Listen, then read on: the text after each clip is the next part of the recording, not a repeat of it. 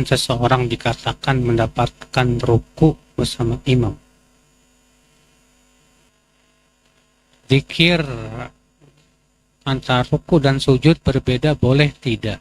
Apakah ada yang masuk surga dengan tidak selamat? Itu al-bid'ah, pasti neraka itu. Banyak orang tidak bisa membedakan ini. Ada yang menyebutkan baca istighfar hanya 100 kali saat pagi dan petang.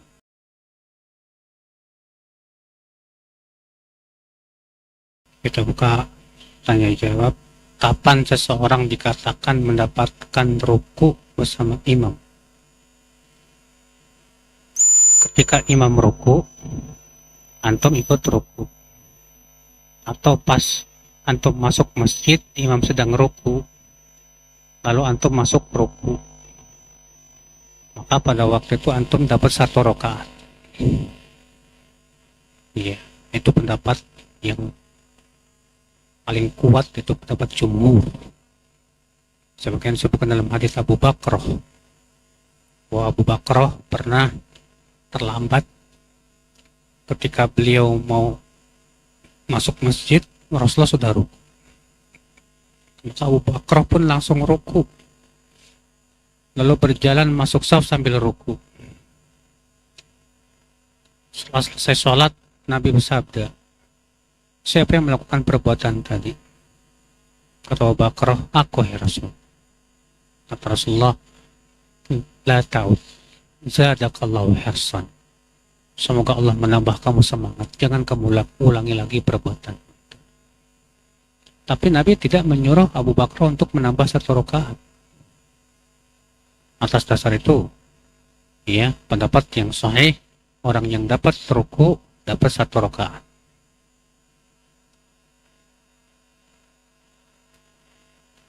Zikir antara ruku dan sujud berbeda, boleh tidak? Sebaiknya sih Pak, kalau misalnya di waktu rukunya subhanakallahumma rabbana wa bihamdika allahumma ighfirli, di sujudnya juga itu.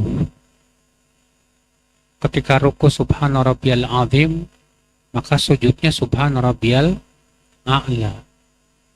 Sebaiknya demikian. Walaupun memang tidak ada ketentuan bahwa kalau misalnya rukunya subhana rabbiyal azim, sujudnya subhanakallahumma, itu tidak boleh, tidak ada. Boleh saja.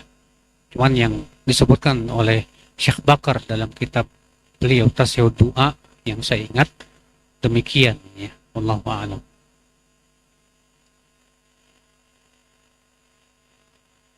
Tadi disebutkan dalam hadis, masuklah kamu ke dalam surga dengan selamat. Apakah ada yang masuk surga dengan tidak selamat? Ada. Masuk surga tapi diadab dulu. Ya. Siapa mereka? Yaitu usatul muwahhidin, kata para ulama. Orang-orang yang mentauhidkan Allah tapi suka berbuat maksiat. Maka mereka dibersihkan dulu dalam api neraka, baru masuk ke dalam surga. Masuk surganya nggak selamat.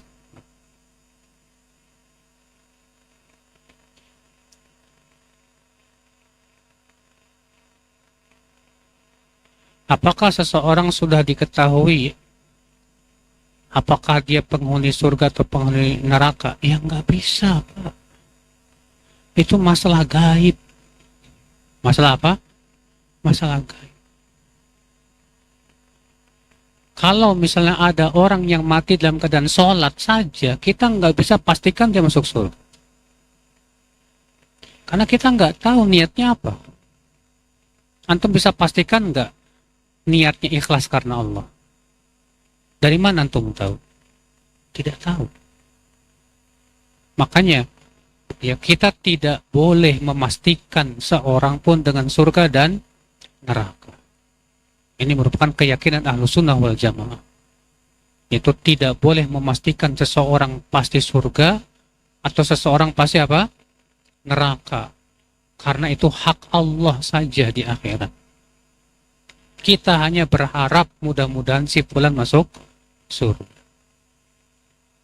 Hatta ahli bid'ah, nggak boleh antum pastikan itu ahli bid'ah pasti neraka itu. Nggak boleh. Oh. Karena kita pun tidak tahu dia bakal mati di atas apa.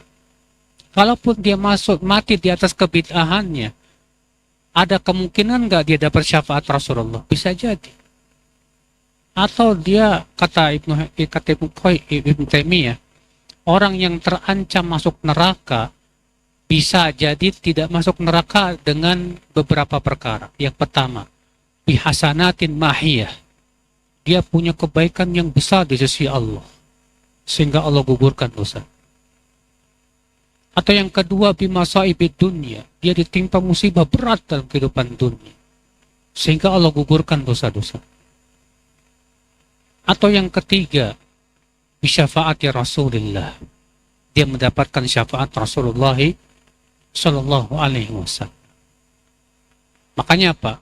Memvonis orang sesat beda dengan memvonis orang masuk neraka. Jangan samakan.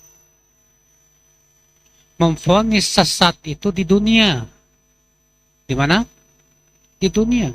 Si fulan pemikirannya sesat, kita vonis dia sesat, boleh, nggak masalah. Tapi apakah memvonis dia sesat artinya kita pastikan dia neraka? Tidak. Jangan samakan. Banyak orang tidak bisa membedakan ini. Ketika kita menghukumi ini bid'ah, ini sesat, apa katanya? Oh, itu pengadilan akhirat itu. Kita katakan subhanallah. Menghukumi di dunia sesuai dengan apa? Al-Quran dan Sunnah. Kalau sesuai Quran Sunnah, kita katakan itu benar. Kalau menyimpang dari Quran dan Sunnah, kita katakan apa? Sesat. Pelakunya tersesat? Iya. Pelakunya terancam dengan api neraka? Iya. Tapi untuk memastikan dia pasti neraka, hanya Allah yang Maha tahu. Kita pun tidak tahu dia bakal mati di atas apa. Nah, ini akan Islam, saudara seiman.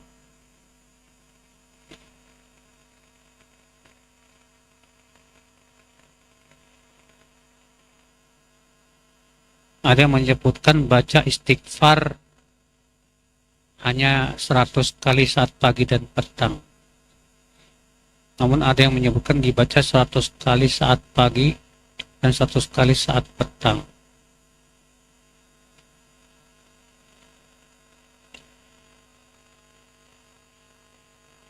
Allahu a'lam. Saya belum dapat dalil yang tegas bahwa istighfar 100 kali itu termasuk zikir pagi dan petang. Yang ada adalah Nabi menganjurkan secara umum. Ya ayuhan nas, wahai manusia, tubu ilallah, bertaubatlah kepada Allah dan istighfarlah. Karena aku setiap harinya bertaubat dan istighfar itu 100 kali. Nabi tidak menentukan waktunya kapan. Dan dalam satu riwayat Imam Ahmad, Rasulullah SAW apabila telah selesai sholat duha mengucapkan Rabbik firli wa tub alayya innaka antat tawwabur rahim 100 kali. Itu yang saya dapatkan. Adapun itu dijadikan sebagai zikir pagi dan petang, saya nggak tahu. Mungkin di antara antum ada yang punya kelebihan ilmu, silakan dikasih tahu. Demikian, subhanallahi wa bihamdik, asyhadu an la ilaha illa anta, astaghfiruka wa atubu ilaik. Assalamualaikum warahmatullahi wabarakatuh.